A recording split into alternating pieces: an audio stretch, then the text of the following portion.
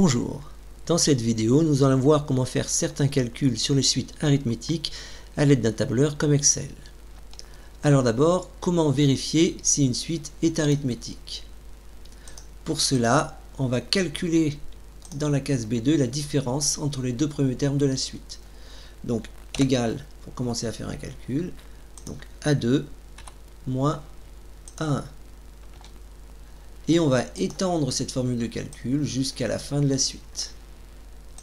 On obtient donc toujours le même résultat, ça veut dire que c'est bien une suite arithmétique. Et en plus, le résultat obtenu est la raison de la suite. Donc ici, on a une suite arithmétique de raison R égale moins 5,5. Maintenant, voyons une suite à n de premier terme 1 égale 10 et de raison R égale 5. Alors, premier terme 1 égale 10. Si la raison est 5, pour calculer le deuxième terme, je fais égal à 1 plus 5.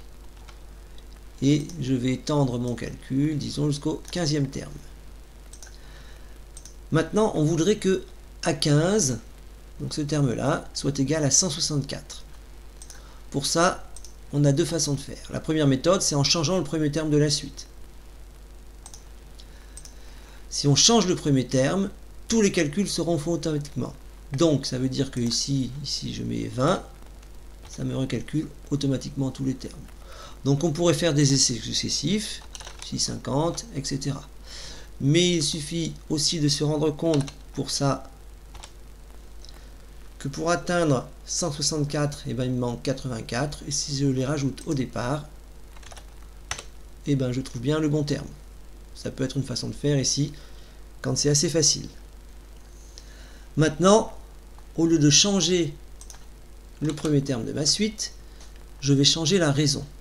Alors pour changer la raison, c'est un petit peu plus compliqué car il faut refaire tous les calculs à chaque fois. Donc ici, je vais changer la raison de ma suite. Au lieu de mettre 5, je vais mettre par exemple 8. Et là, il faut bien que je réétende à nouveau ma formule jusqu'à la case A15. On voit que je ne suis pas à 164, donc 8 ça n'a pas suffi. J'essaye avec autre chose, par exemple 10.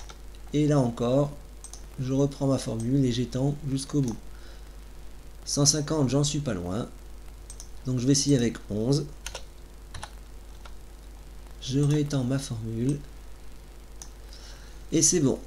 Là, la seule façon de faire, c'est de faire des essais jusqu'à trouver la bonne valeur.